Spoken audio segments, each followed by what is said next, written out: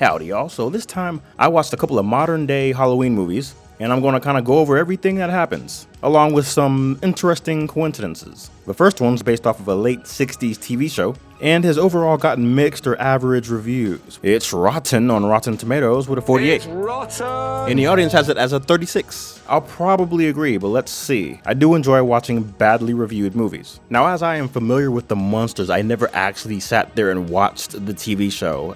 My earliest memory is when Munsters was coming on Nick at Night in the 90s. And back then, it was creeping me out. I wanted to change the channel. I didn't get it. I actually thought the Munsters were scary. I did not understand the concept of satire and whatnot. So the 2022 Reboot movie that dropped on Netflix, The Munsters, is written and directed by Rob Zombie, which is actually really fitting. So if you're not familiar with him, he fronted a heavy metal band from the 80s till the late 90s, and in the 2000s started making campy horror movies, inspired by 70s campy horror movies. None of it was kid-friendly. This would be the first time I believe that he actually directed something that wasn't rated R. It's a pretty big leap from what you would expect from a Rob Zombie movie. It's different, but at the same time it makes sense, because this is the type of stuff that he likes. Him and his wife here, the one playing Lily. Let's go. So the cheesiness of the music right off the bat kind of lets you know what type of movie this is.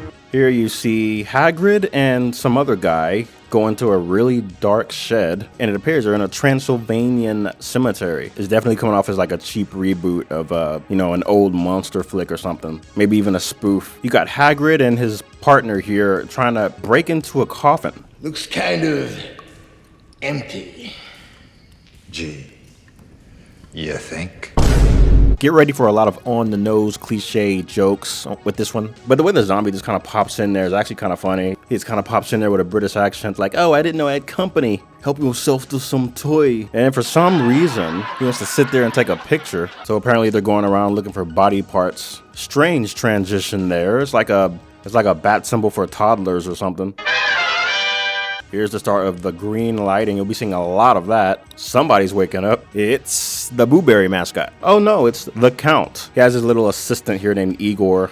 Thought that was a Frankenstein thing, but I guess all monsters have an assistant named Igor now. I need you to do that thing you do. Come on, hurry, please. I'll get those vertebrae as straight as my great Aunt Elga's knickers. Her knickers joke right off the bat. I did not expect that. That was surprisingly unfunny. You notice the hard green lighting. He tries to hook his daughter up here with some Nosferatu-looking creep because he has money and whatnot. If your date has to wear a bib while he eats, run in the opposite direction. Indeed, it's very disturbing watching him eat. She politely gets him to stop eating, but now he wants to talk about his rats. Meanwhile, she's watching other people around the diner having normal dates. Apparently, he's involved with some people he owes money to, and she has history with the Count, who somehow is this wolf man's father. I guess the Count adopted a wolf baby at some point. So around the same time the original TV show was airing, which is the late 60s, is supposed to be the time setting for this movie. It's not too obvious right now, though, outside of the Wolfman's outfit here and the TV set. The digital rats they got running around behind them every now and then is a nice touch. But wow, all these neon signs and colors going on. The green is overwhelming, almost overwhelming, but it does just enough to highlight their faces and whatnot.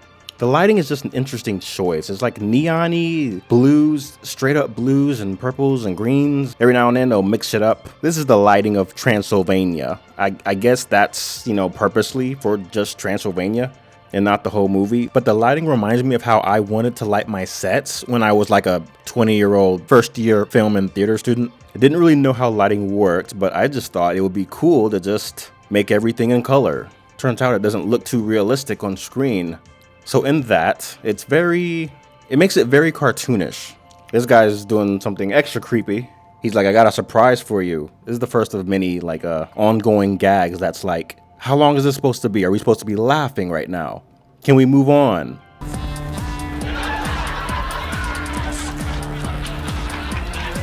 But luckily this is the last time we have to see this guy, and she's smart enough to just walk off. We go back to this old school TV. Your mom is so stupid, she stared at a cup of orange juice for 12 hours because it said concentrate. You call that jokes? That was literally the funniest thing on this movie so far. what this comedian said. This goofy looking comedian character they have here is I think it's played by the same guy playing Herman Munster, and he's easily the funniest thing here. Again, this is a cool little fake retro TV here. Judging by this goofy news lady, it's more obvious of the time that this is taking place. Again, poor Hagrid from Lost is hauling around this guy who's supposed to be this Dr. Frankenstein ripoff. A lot of these gags and one-liner jokes that they're doing is like, it would only work on a cartoon. What do I look like, a moron? Don't answer that.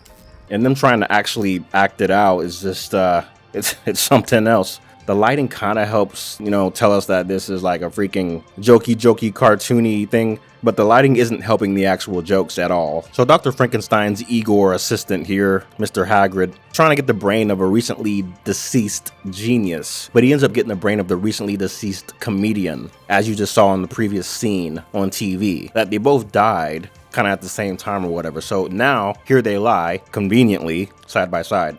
So of course he gets the wrong brain. Lily here is sad because she can't seem to find no one who isn't a total creep. She just lies there in her coffin. Here in Dr. Frankenstein's green room, he's building Mr. Herman Munster right here. But this is before they come up with the name. The name apparently comes from Hagrid.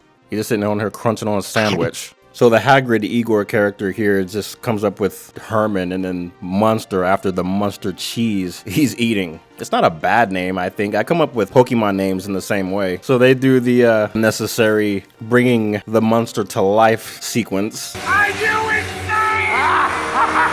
knew it, So now they begin this long bit of, oh no, the Munster's heart isn't beating. He's not alive like I thought he'd be alive. Hagrid's like, he's alive. And I was like, oh no, I'm not talking about the monster. I'm talking about my pet cockroach. And the cockroach won't die. And it's like, and then Herman finally wakes up. This is definitely some Spongebob Squarepants level comedy. Camp Master Krabs is escaping with a chest full of booty. I like booty. Like it's like a Spongebob Halloween special. Got some properly made monster jokes here. The best dialogue with these characters is like the ones that kind of show how they're interested in the unnatural, everything that people usually don't like. They love it. Kind of like the Addams Family. I want a man that makes my blood run cold. Apparently they're watching some ripoff, some spoof of Good Morning America or the Jimmy Fallon Show. Or took them 30 minutes to finally introduce Herman here. He tries getting them to see how smart he is, but then Herman Munster just wants to do stand-up because he has a comedian's brain. I hated school as a kid. More SpongeBob humor here, as he very cheesily finds a way to be funny in spite of everything else. Apparently this is downtown Transylvania. Got a lot of fun nightlife happening. And Herman Munster is headlining some kind of event. There is a robot bouncer, and this isn't any kind of robot. It's the comical can robot looking guy with the brick feet, something you would see off of SpongeBob once again. So it seems Hagrid helped him find his niche and stand-up comedy rock music. And I guess his ability to play the guitar came from the fingers he got from the pianist. He got the fingers, but he doesn't have the brain. I think that's what that is. But like, what are they trying to say about pianists and guitarists? Anyone who can pick up an instrument and play it, they have mad intelligence, okay? Because it ain't easy to read music and all that. So Hagrid's like trying to be his manager, trying to get big, blow up. But Herman's brain is like, I need something more. The vampire creep you saw Lily with earlier apparently is really big on dancing or raving, I guess. Pretty cringe. The B-plot with Harry Harrington here is quite uninteresting, but it's important. So he somehow knows where Herman is and scoops up some money off of his sister to tell her where he's staying at.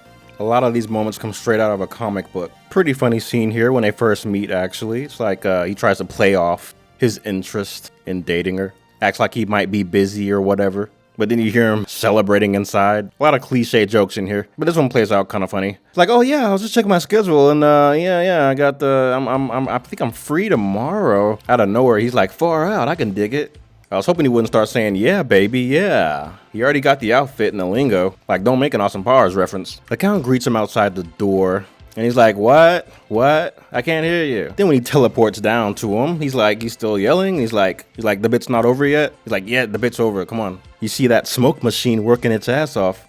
The facial expressions of Herman actually crack me up. He's at the table joking around with them. The father is fathering. They throw some shade at each other. Outside of the lighting, makeup and costumes aren't bad. Set design by itself isn't bad. CGI is bad. They're staying in their budget and it's fine.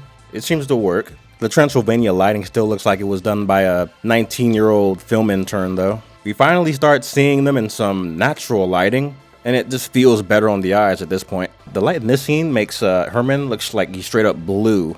That must be like a purple light. I forget what color combination makes green into blue, but that's how harsh the color is. Again, it's not like bad, but it's like, wow, that's a lot going on.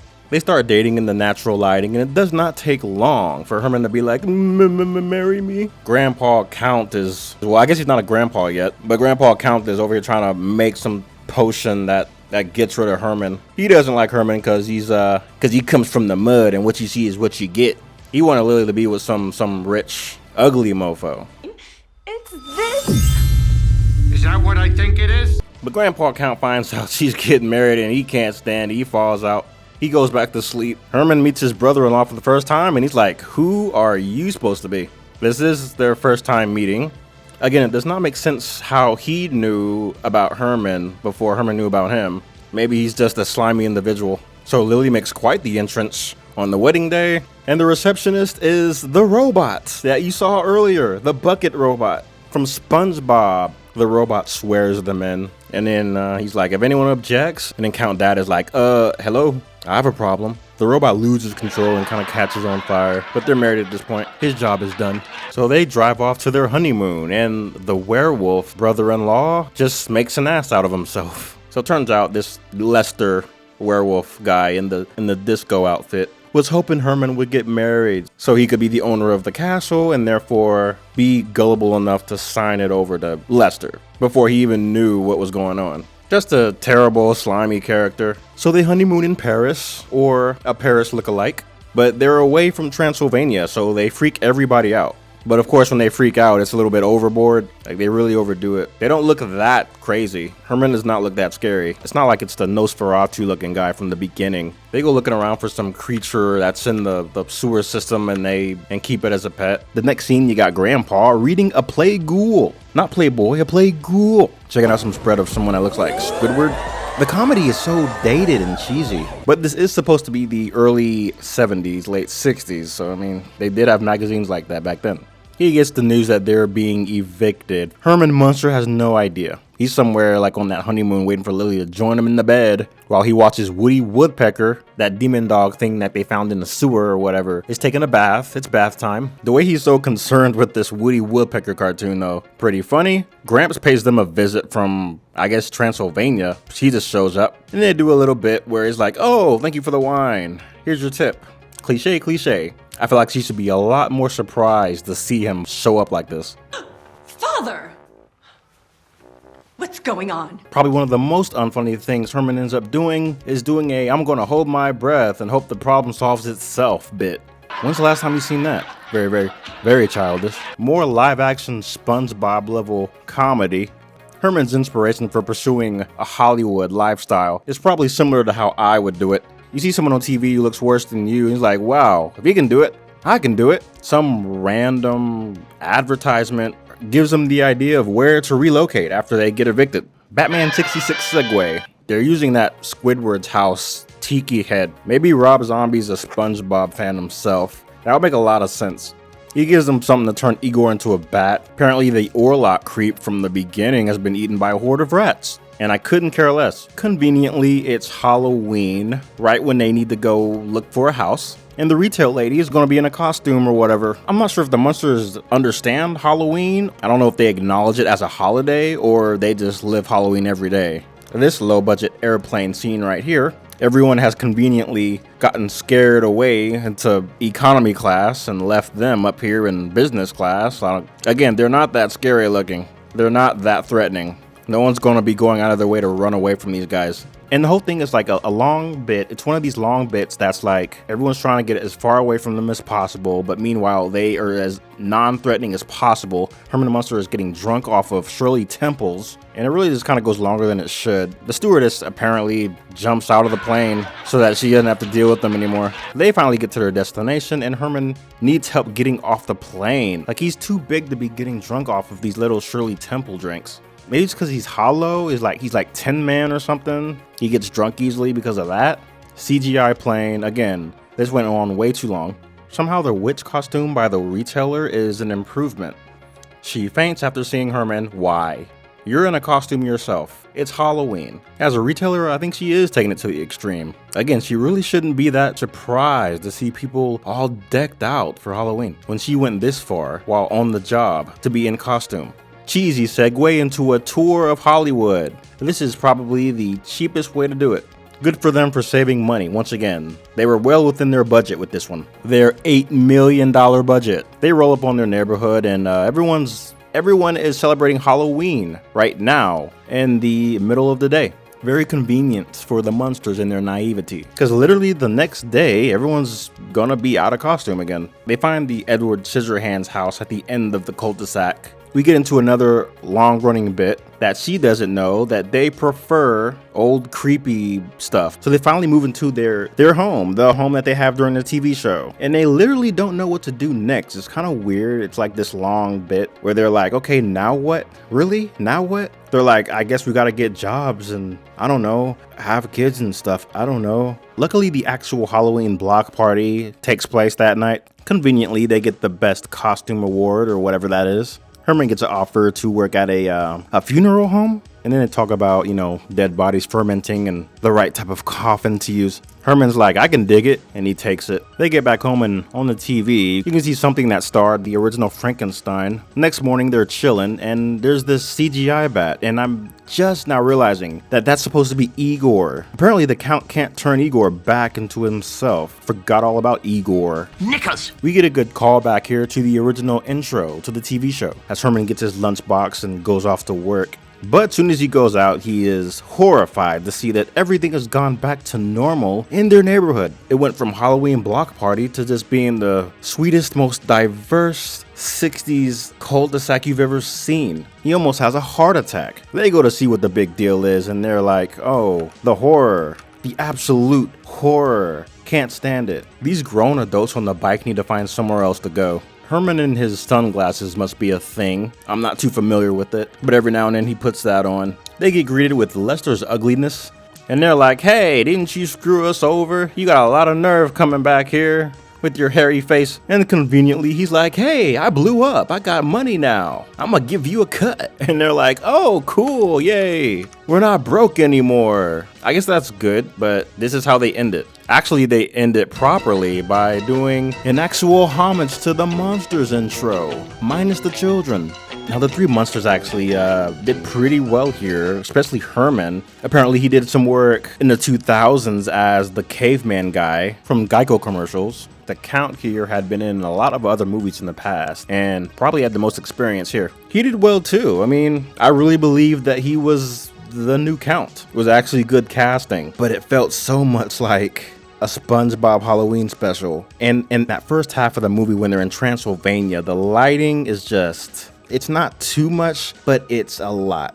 And I've mentioned it a couple times already, but it was obvious that they were staying within their budget here. They made a lot of creative choices to help them stay within the budget and still get the job done and still be that same old cheesy 60s, 70s Munsters show that it's based off of. And in that, I think it did just fine.